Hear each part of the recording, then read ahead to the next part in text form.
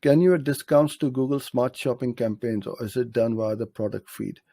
Yeah, so you will put up your discounts if you're selling a product for $20 or £20 and you've got a sale going on. So you can, in your feed, you can have the full price and the sale price.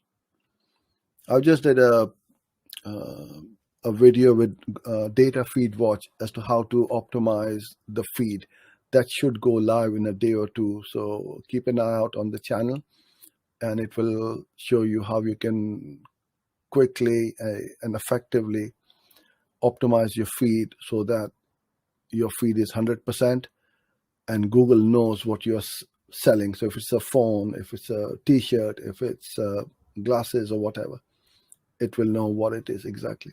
So optimizing the feed is not done by majority of the advertisers.